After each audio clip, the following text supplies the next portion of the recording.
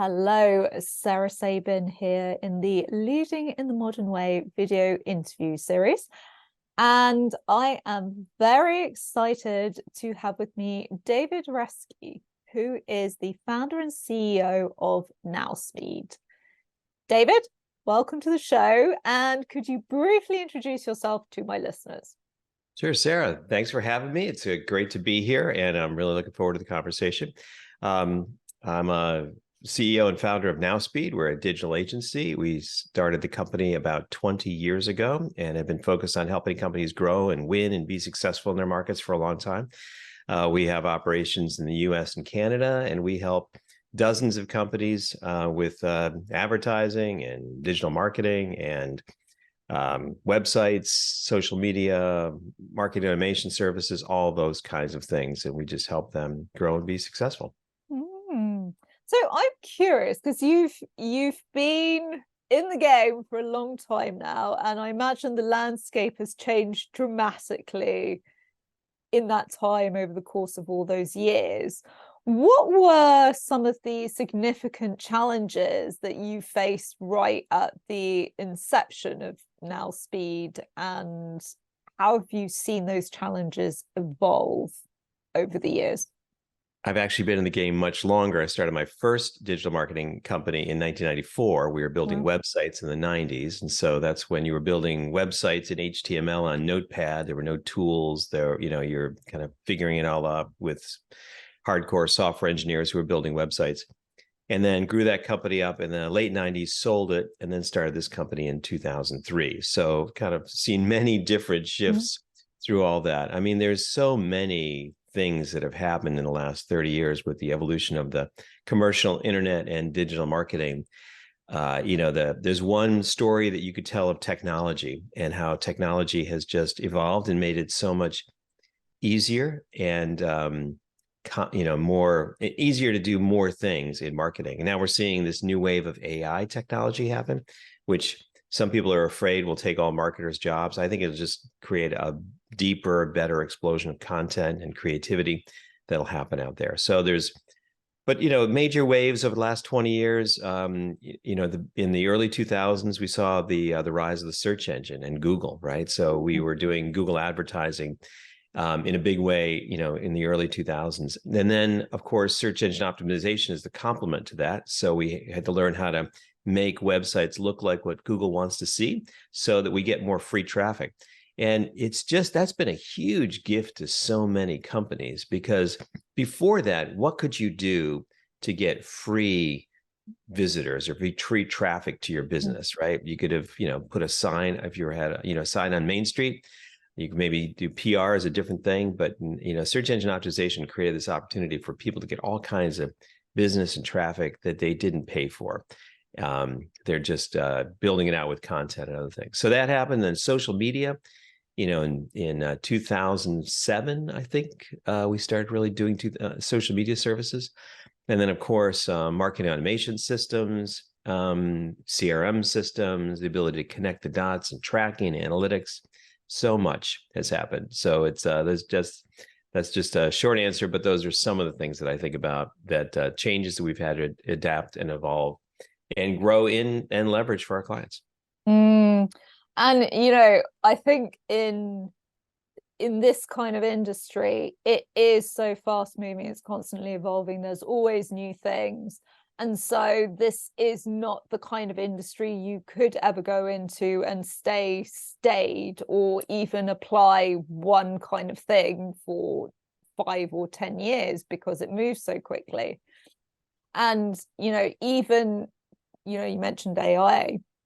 The way I see AI is it simply makes more automated tasks easier, but the real creativity and human empathy and accessing emotion is a very human quality that would be far less easily replaced by robots doing the same thing. Yeah, absolutely. I mean, we're leveraging AI for our clients in a lot of ways, but it still takes a human to create the strategy. So the AI, I'm actually teaching a class. I teach a class at Boston College on business planning. And one of the points that I make at the beginning of the class is to the students is, don't try to use ChatGPT to create your business plan, because it will create a business plan, but it will create a generic business plan. You can use prompts to enhance it and make it more unique. Hey, write me a business plan from the perspective of a 16-year-old girl, and it will make it sound different and interesting and unique. But the challenge of writing a business plan or creating a marketing strategy is the hundreds of individual decisions you have to make. And I tell the students, look, in writing a business plan, you're going to have to make hundreds of choices about how fast you want to grow, what markets you want to reach, features of the product, differentiated messages, which competitors you want to go after. There's just so many choices. And those choices, if you delegate that to AI, you're foolish, right? You're just making, and it's the same way with marketing. If you don't own the strategy, if you don't own the choices about the, let's use SEO and content marketing, right? So if you don't own the choices about the buyer's journey and the content they need through the buyer's journey, and how you're going to create value for buyers along the buyer's journey and serve them with the right content and SEO optimize that so you get traffic because of that content, and measure the engagement all the way through. You're not going to own the choices through that. You're just going to delegate that to AI. You're going to lose. You're going to lose big time, because you'll just create a generic mess of stuff that won't really be useful to anybody. So, we get into clients, we do a whole content audit, one of our services, and we start to map out the content that they're sharing across the buyer's journey by product, by segment. And often what we find is it's woefully inadequate. Clients just don't have the content that they need to serve their clients, to help educate them to make good buying choices. And that's one of the benefits of AI. It makes creating all that content, if you have the right strategy to make the right choices and the right decisions, you can create the content much faster, much less expensively. But there's, we think about like billions and billions of pages, so much content on the internet, but most clients have a woeful lack of content in what they're trying to communicate on their websites. And they don't really even understand it, because they don't understand the strategy. So, that's, I think AI is going to be a huge blessing for marketers. It's going to help us do what we've always wanted to do, but it's just been ridiculously expensive to do everything. And I'm psyched about, the impact that it's going to have. I actually just want to zero in on like the distinction between strategy and the execution part. So you wouldn't, well, you might do, but I wouldn't recommend it. You're not going to outsource strategy to a very junior person that's kind of new and doesn't really understand anything. But what you might outsource are the pieces after you've created the strategy. And I think that's how I see outsourcing to ChatGPT. You're making the servant the master if you are outsourcing your power and your decision-making process and your choices to that thing. Because that's where, as you say, if you want something very generic, fine. But if you want something that feels more authentic, that highlights your uniqueness, then that can only come from, well, I'm going to say humans, the humans that are really responsible for setting the tone of the company. Right. It's really, AI is not really at the point, maybe it will be, but it's not at the point where it can create a strategy. It can create a generic strategy. It could, if you ask it to create a strategy, it will, but is it going to create the right strategy for the business? And strategies have to evolve based on business conditions, competitors, product realities. In my course on product, one of the modules is on product development. I love this video clip that I play from Steve Jobs, where he talks about, the product development process that he went through, when he's building some of the products that we love. And it's just that it's the thousands of individual decisions you're making all the time about the features, what's possible, what's possible now is not what's possible a year from now. So the evolution of what you have to do and what you can do. And it's the same in marketing. You have a set of choices you're making, And that's going to evolve as you get into the market, as you learn things from your customers, as you learn things about how they consume content, as they respond to campaigns. You have to use that constantly and evolve it. So AI can be super helpful in executing components of the strategy. You can't even yet do a whole section of the strategy. Like you couldn't delegate SEO to AI. Or you couldn't delegate content marketing to AI. You couldn't delegate advertising management to AI, or you'll waste a huge amount of money and you will lose, So you got to own the strategy, you got to own the execution, and you got to take responsibility for what it's doing as a leader. So David, what's the most pressing thing on your mind at the moment in relation to your company? So if there was something you could sprinkle magical fairy dust on, what would that be? I think, client satisfaction and client retention is something that I'm always thinking about. So, we always strive. We've got, 25 people on staff. We've got over 100 clients. And so I'm always thinking about how we can do a better job serving clients, delivering value for them, and making sure that they want to stay, because we need to retain clients in order to be successful as an agency. One of the challenges in this industry, and it's funny, I was just watching an episode of Mad Men. Have you ever seen the show Mad Men? No, I haven't actually. It's a fascinating show on like advertising agencies in the 60s.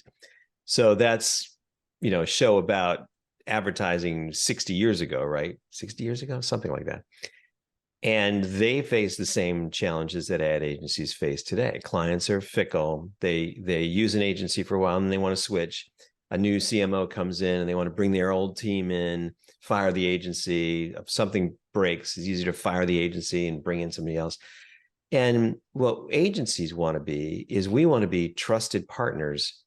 We don't want to think of, part of the team. We don't want to think of ourselves as oh, you're outsourcing marketing to us. You're not outsourcing marketing to us. We're we're an extension of your marketing team.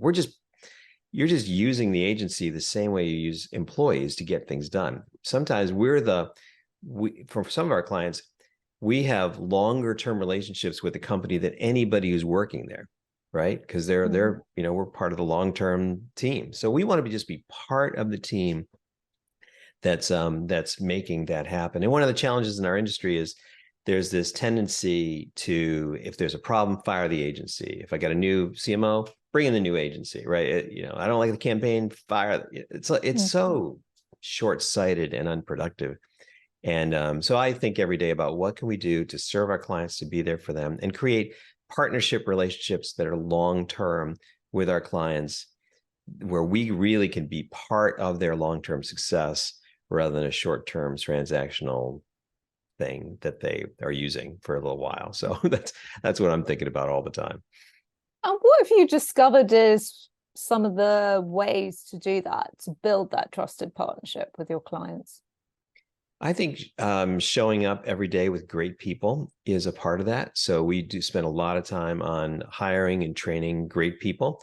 So, having that continuous engagement with them, if you're doing the work at an agency, let's say you're executing SEO or you're executing, an ad campaign, it's easy to kind of get complacent, or just you're doing the same thing week after week. You're presenting reports, you're looking at data. So we're always challenging our people to think outside the box, come up with new ideas, kind of help the clients think, creatively about what they can do to win. We also do a lot with our company to help our employees care about our clients. We created an award we call the Change the World Award, because part of our mission is to change the world through the work of our clients. And so, we nominate and vote on the client that's changing the world the most every quarter. And part of that's because we want to fulfill our mission, because our mission is to change the world through the work of our clients. We also want to engage our employees to really care about our clients, because we want them to go the extra mile and think outside the box and be creative and do all that week after week. And we want our clients to know that we care. And so we're kind of building that together. So I think that's one strategy that's helped us. We talk a lot about grateful for our clients and serving them and being there for them. but it's a continual challenge to hire great people that care and that really want to do a great job for clients. Mm. So how do you define strong leadership, and how do you see it impacting the growth of your company? Leadership is always a challenge. I think of a leader or a CEO in a company like ours as the person who's really setting. It's not the person; it's the person in the process of setting the vision for the company. Like, where do you want to go, and what's unique about your company? What's the kind of that theme? But it's not enough to have a vision. You have to have what I'll call a business model. And actually, teaching this course has really reinforced this for me, because there's so many choices about the business model, and leader can really help create that, or leader needs to own the business model. So how are we going to make money with the vision? So our vision is to change the world. Well, there's a lot of ways you can change the world, right? A lot of things you could do. You can invent new products. You can serve people in nonprofits. You can give away money. There's lots of ways, but you have to have a specific business model to be able to exist as a business. So the leader has to own the business model. How are we going to make money doing what we're doing? And then they have to be really good at hiring leaders, building the management team, hiring leaders, owning, recruiting the team that's there, hiring and firing people that fit and don't fit. So the leader owns that. And then the leader also owns accountability. So there's a personal accountability, if somebody's doing a bad job or violates our core values. There's also financial accountability. The leader has to understand the numbers and understand whether you're on track or off track. I've met a lot of entrepreneurs who will say, "Oh, I don't understand that balance sheet. My accountant gives it to me every month. Whatever. I don't really pay any attention to it." That's you're not doing your job. You got to understand the P&L, the balance sheet, the cash flow statement. You got to understand if you're on track. Not you don't understand how to create those necessarily, but you have to understand how those things are part of helping you understand if you're on track, helping you achieve the business and the vision with the business model you've chosen. So you set all those things, but then in my experience, you have to monitor all of those things every week. So some weeks go by and all I do is make sure that those 4 things are on track. And I feel like, man, I didn't write any new content. I didn't sell anything. I didn't, hire anybody. I didn't, what did I do? Well, I made sure that all those things were in balance, on track, and were moving in the right direction. So that's a big part of leadership, as I think about it, kind of setting up those things and then just making sure that we're on track in all those elements. You made so many good points there, David. And I'm actually just going to summarize. So vision, business model, people, accountability, and then you zeroed in specifically on finances. And just to pick up some of those points. So regarding the people element, the hiring of good people and then maintaining the culture and building up a proper management team is so important, so that it frees up time for you to work on the business and not in the business, which means that obviously you do have the space to look at those 4 very important areas that you've talked about.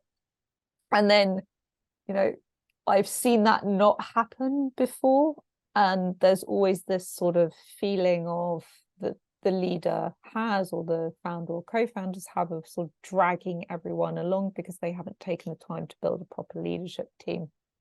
And the other big area that I see that causes a lot of problems, burying your head in the sand in relation to finances.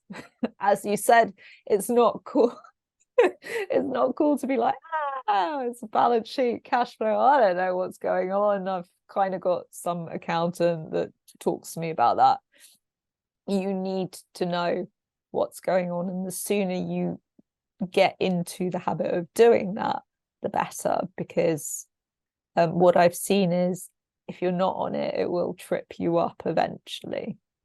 Yeah, absolutely. I think that the challenge many entrepreneurs have is they think that finance and accounting is something that's just like another thing that they have to do rather than understanding that it is the thing that tells them if they're on track in their business model. So and making sure that they see that as core to running the business, right? Do I have are my sales on track? Is my profit margin on track? Is my hiring on track? Am I spending too much money on expenses?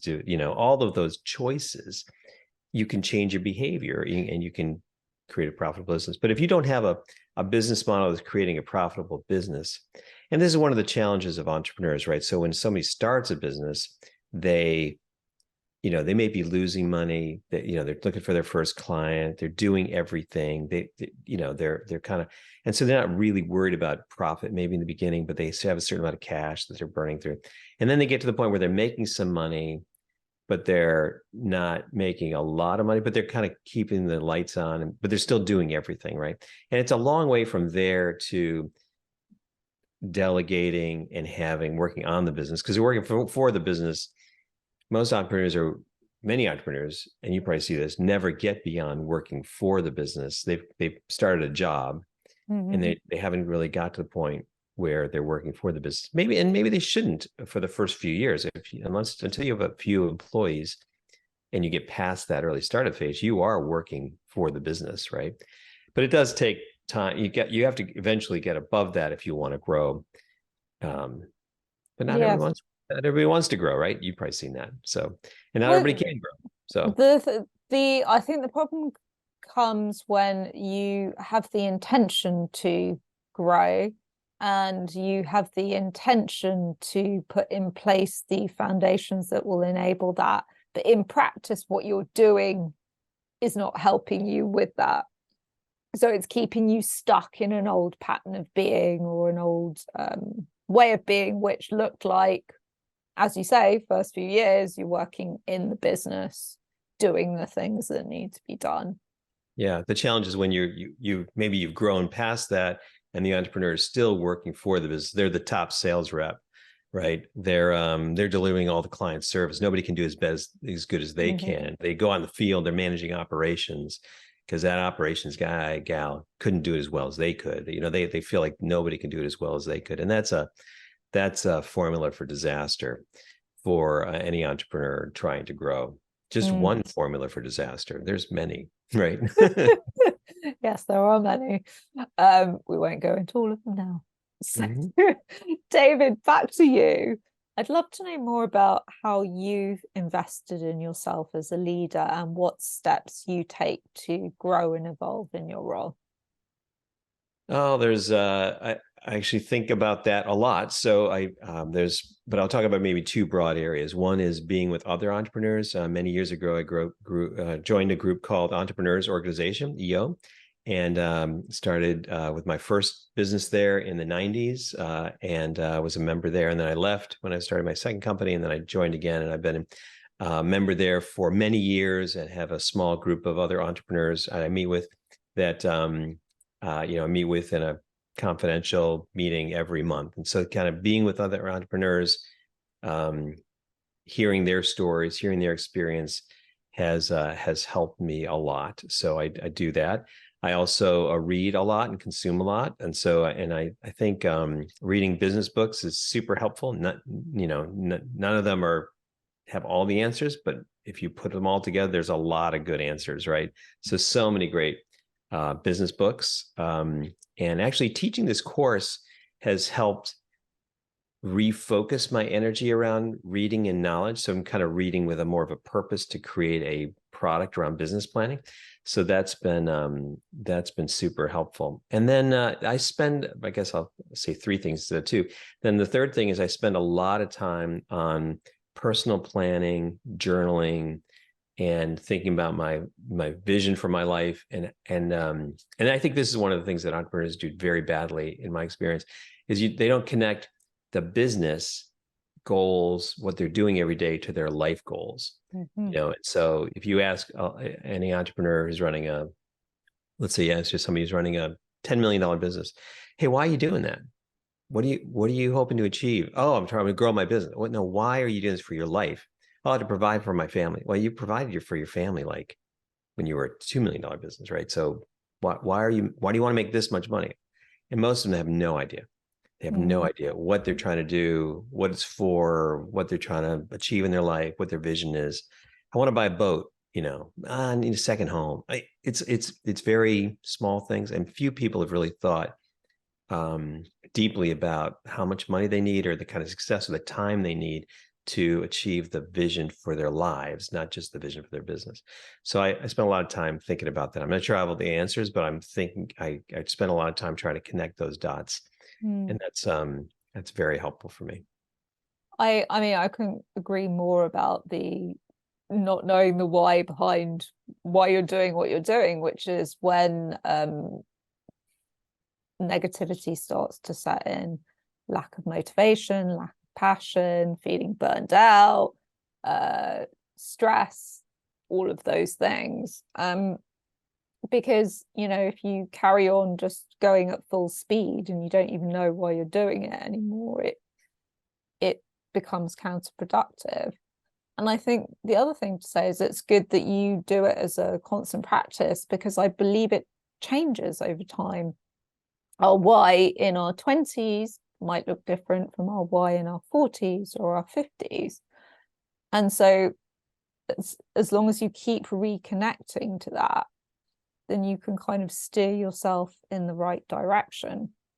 Because there may well be a reason beyond buying a second house that someone wants to grow a business, but they just aren't tapped into what it is.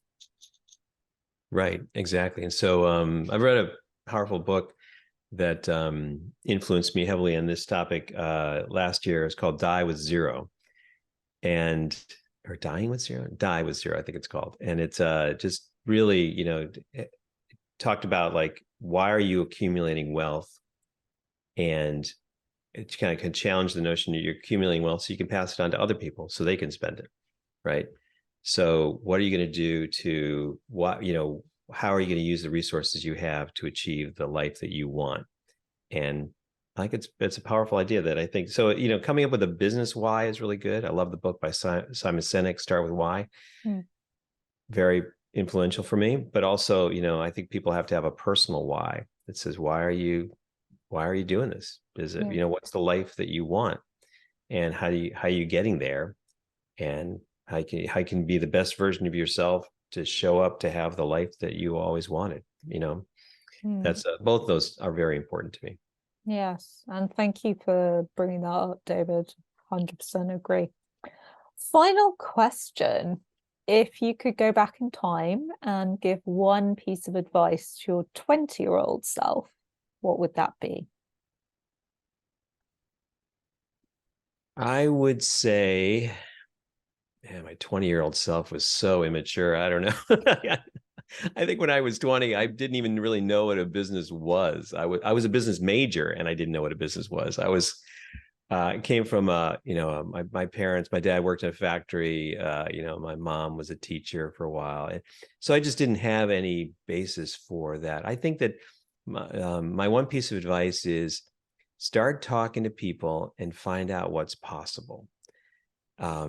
And then make some choices about your life. I think one of the things I see in a lot of people that age is they just kind of do heads down, and they take the next step and the next step and the next step, and they don't really look up and look at what's possible. One weird story that I heard once, and I'm not sure this is true, but I think about it a lot, so it influences me, is someone said, what's the best way to read the Wall Street Journal? How do you read the Wall Street Journal? And the answer was, start in the back at the obituaries and read about the lives that these amazing people had. So if you're successful enough to be profiled in the Wall Street Journal, you're going to have, in the obituaries, you're going to have quite a story. And that just told me that, wow, there's a bigger life out there, and there's a lot of things that's possible. And if you're 20 and you're working at Walmart and that's all you see, and you know that you can go from $8 an hour to $12 an hour someday, and you can be that. You don't even know what's possible. You're the business major like I was, and I got a sales job right out of college. I thought I was like, that was nirvana. I got a corporate sales job. Wow, isn't that amazing? But I have no idea what's possible, right? I didn't know that there were people who were getting master's degrees and working at hedge funds, and they weren't in hedge funds back then, working in investment firms and, changing the world and building cities in Dubai. And I like, the world is a huge place. So figure out what's possible and then what role you want to play. So that would be my advice. I love that. And it's easier than ever to just lift up your eyes and look out there at what is possible. It's just that, if you're not careful, you get into this default way of operating. You'll go to a certain school and you'll be presented with certain career paths, and you'll go to a certain college, and before you know it, you've lived your life by default without ever thinking bigger, what is possible for me. Yeah, absolutely. I think one last story. When I was in high school, I went to a career counselor, as we all do in the United States, and they said, well, what do you want to do? I said, well, I want to go to college. My mom went to college. She was the first one in her family. I want to go to college. My parents saved college. I want to go to college. She said, you know what? We have this shop program, and it's amazing. And you could get some skills in auto mechanics or in carpentry that could be amazing. You get a job right out of college, right out of high school. And those are not bad things to do. Not at all. I have a lot of respect for people that do that. And I'm grateful for all those people that do that kind of work. But if I had listened to that, my life would be totally different.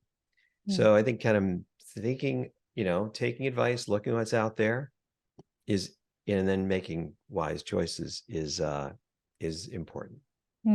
Yes. Thank you, David. I've really enjoyed this conversation today. Thank you for having me. And to my listeners, I hope you've enjoyed this conversation as well. If you would like to take part in the Leading in the Modern Way interview series, please do reach out to me. Bye for now.